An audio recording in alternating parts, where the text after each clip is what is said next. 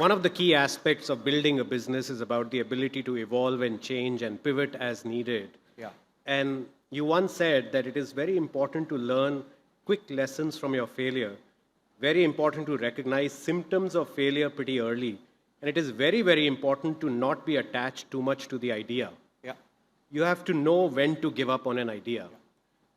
Now, sir, how does one decide when to give up and when to continue to build and fight? When you have fully invested as an entrepreneur into an idea, your entire life is about that idea. But when do you call it quits if you do? Kunal, I think that's a very good question.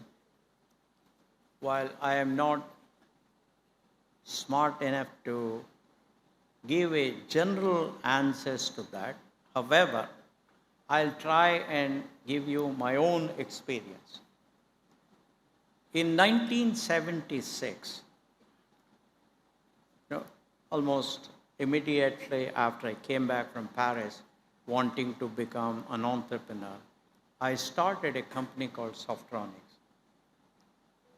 And I realized that there was really no market for services in India at that time because there were very few computers and most of the computers were in the government or in some of the institutes like atomic energy and ISRO, etc. So therefore, I knew that I won't be successful. So within a matter of 9 months, I closed it. Now, what are the reasons why an entrepreneur should close down his? And that is, if you find that there is a structural weakness in your idea as far as the market is concerned, that is the time to give up. Now, what is a structural weakness? That's a good question. A structural weakness, as far as I am concerned, is one over which you have no way of finding a solution.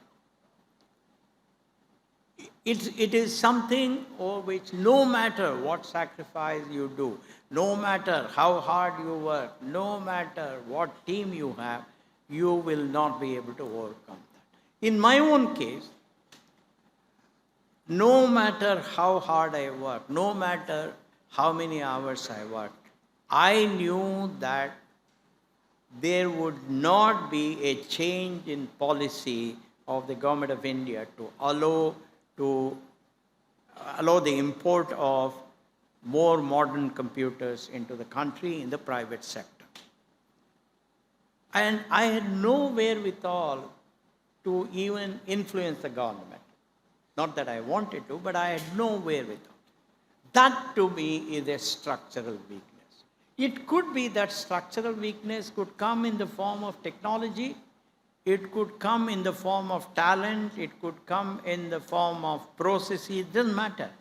But it is something over which no matter what you do, you will not be able to find a solution on your own. That to me is a structural weakness, and that's when I gave up Softronics, and that's when I became the general manager of software at Patti Computer Systems Limited. I had an excellent boss. I learned a lot from him, and that's when I founded Infosys, and the rest is history.